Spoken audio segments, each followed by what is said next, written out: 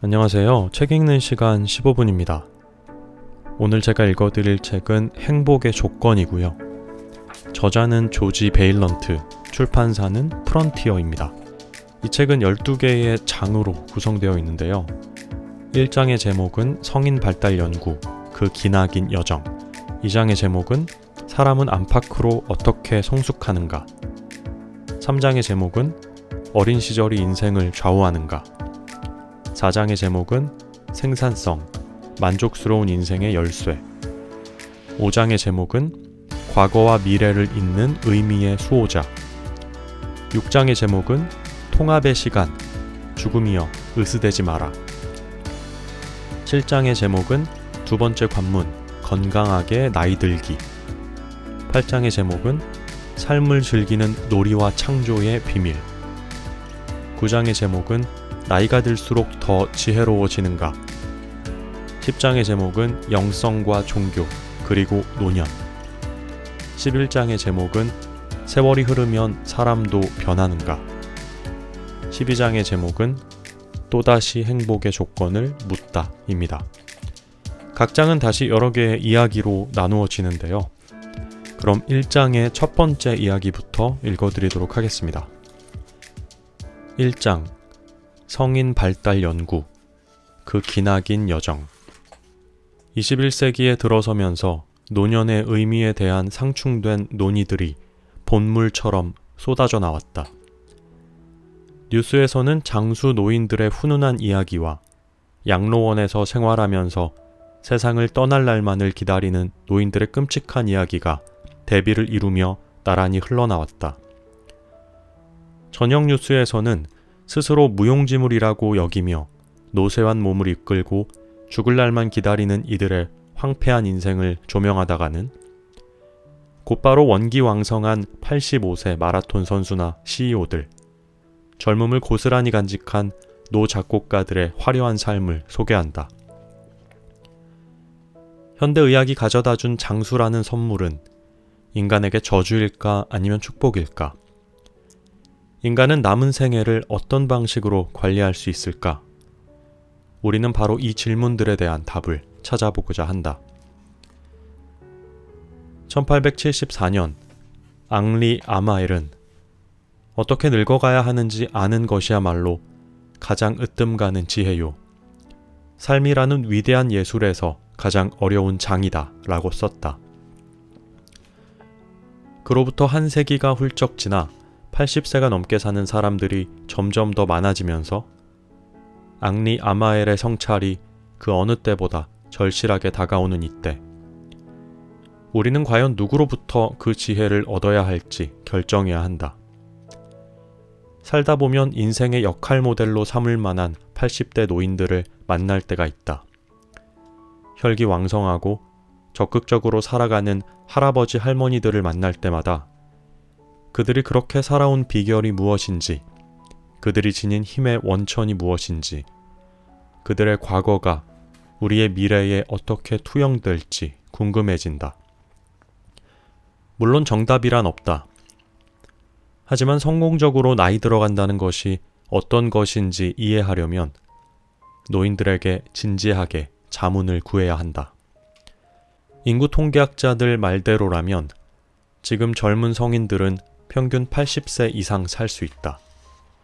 그게 사실이라면 은퇴 후 80세까지 즐겁게 살아갈 방법을 터득하기 위하여 저마다 이상적인 모델을 찾아야 한다.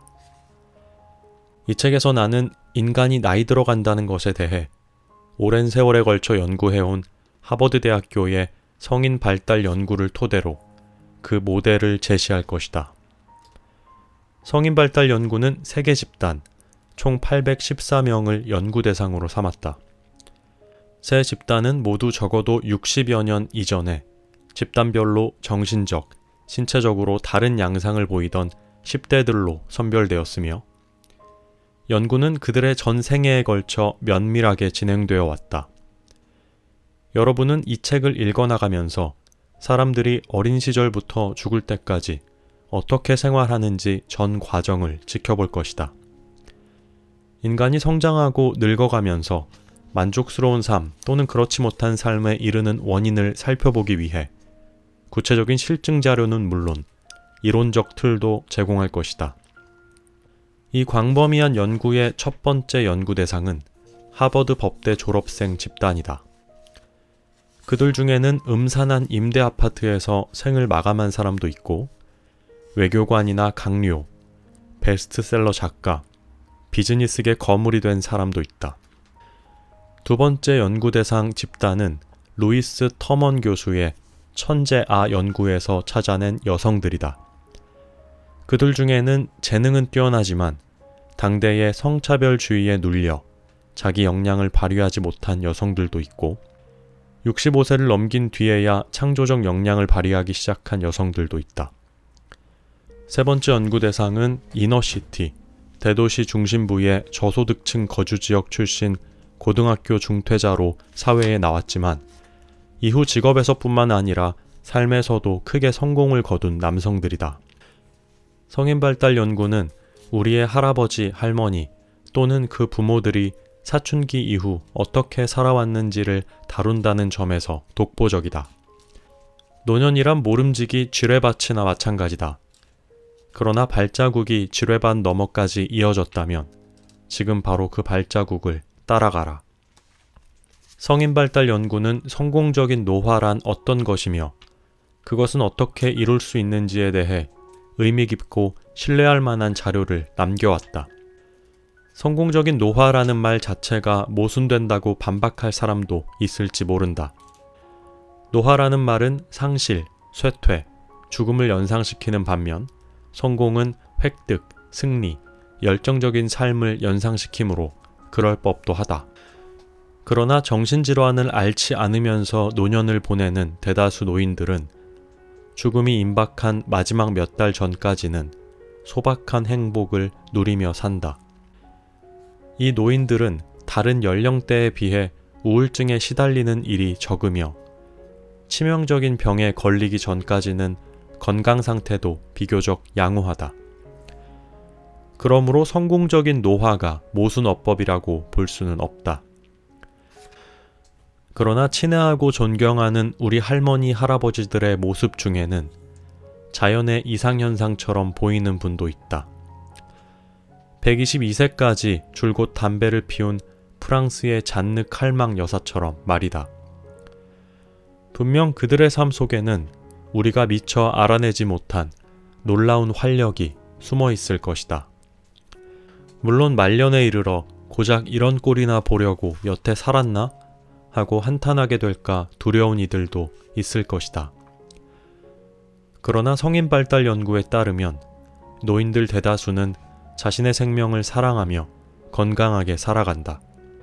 성인발달 연구의 대상자들은 노화라는 피할 수 없는 위기를 극복해 나가면서 끊임없이 새로운 삶을 창조해낸 것처럼 보인다. 본인들도 그 사실에 놀랐고 그 모습을 지켜본 우리도 마찬가지였다.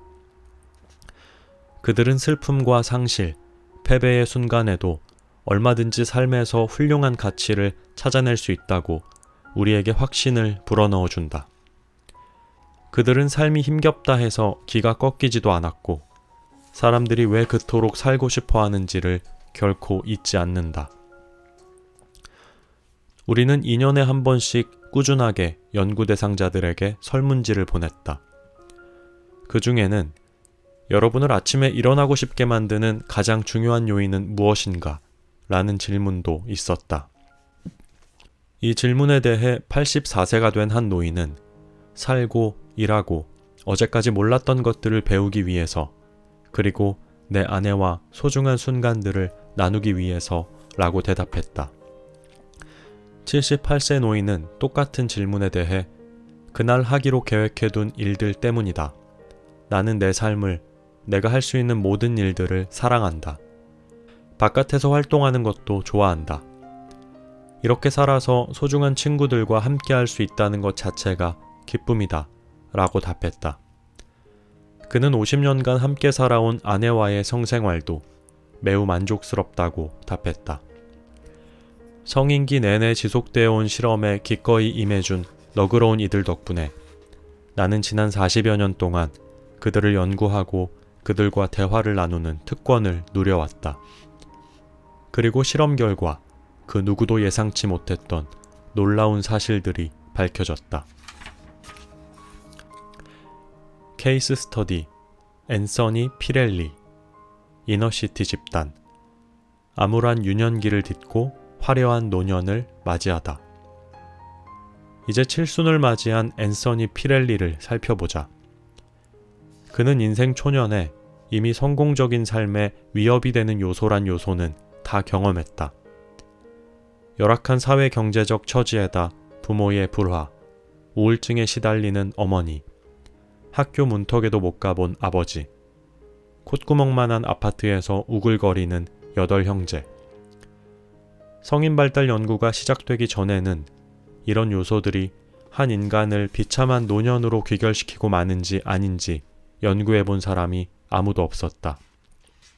다들 앤서니 피렐리가 젊은 시절 실패의 쓴잔을 마셨으리라 예상했겠지만 60여 년에 걸쳐 꾸준히 그의 자취를 밟아온 결과 놀랍게도 그는 눈부시게 성공했고 화려한 노년을 맞이했다.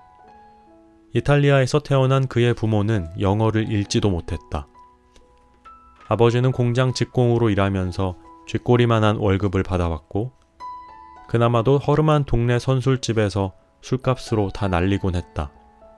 아버지는 비열하기 짝이 없었으며 걸핏하면 무엇이든 손에 잡히는 대로 거머쥐고 앤서니의 형들에게 가혹하게 매질을 했다.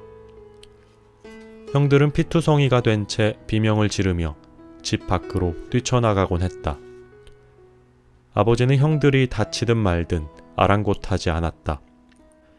앤서니는 자신이 아주 어렸을 적에 형들은 거의 일주일에 한 번꼴로 구타를 당했지만 여동생과 자기는 매를 맞지 않았다고 말했다. 피렐리가 3살 되던 해 어머니는 그만 조울증에 걸리고 말았다. 그녀는 아이들을 통제할 기력이 없었고 아이들도 무력한 어머니에 대한 존경심을 상실해버렸다. 부모님은 얼굴을 맞대기만 하면 다투었고 툭하면 별거 생활을 했다. 피렐리가 13살이 되었을 때 결국 부모는 이혼을 하고 말았으며 피렐리는 아버지를 따라갔다. 그 당시 우리 연구원이 찾아갔을 때 그의 아버지는 아들이 무단결석을 하든 말든 아무런 관심도 없어 보였다. 1941년 탐방연구원 5명이 앤서니 피렐리의 집을 처음으로 방문했을 때 피렐리는 보스턴의 웨스트엔드 빈민가에 있는 중앙 난방도 되어 있지 않은 다 쓰러져가는 5층짜리 공동주택에서 초라하기 그지없는 생활을 하고 있었다. 연구원들은 아늑함이라고는 전혀 없고 들어가 보기조차 싫은 집이었다. 궁핍 그 자체였다. 아이들의 행색도 모두 이루 말할 수 없이 초라했다 라고 기록했다. 소년으로 성장한 피렐리의 모습은 1998년 5번째로 찾아온 탐방연구원에게 훌륭한 고층 아파트를 소개해주는 활력 넘치는 대사업가의 모습과는 사뭇 달랐다. 당시 동행했던 정신과 의사는 13살 소년 피렐리를 다음과 같이 묘사했다. 아버지로부터 꾸지람을 들을까봐 잔뜩 긴장하고 두려움에 질려 움츠러든 상태였다. 소년은 매우 유순해 보였으며 제 나름대로 좋은 인상을 주려고 노력하는 것 같았지만 결코 자연스러워 보이지는 않았다. 전체적으로 볼 때 그 아이는 너무 관습에 얽매여 있어서 진정한 자기만의 생각을 가지는 것조차 어려워 보였다. 소극적인 편이어서 활기차게 움직이는 운동 경기에는 참여하려 하지 않는 대신 우표 수집이나 배 모형 조립과 같이 조용히 혼자 하는 취미 활동은 꽤 여러 가지였다. 우리는 그 아이가 감수성이 아주 예민하고 미학적 감각이 뛰어나다는 인상을 받았다. 이에 덧붙여 정신과 의사는 피렐리가 정서적으로 안정된 상태이고 가족들의 감정을 존중할 줄 알며 비참한 환경 속에서 자라난 아이가 총명함과 인성으로 어떻게 역경을 이겨내는지 그 완벽한 본보기가 되고 있다고 기록해 두었다.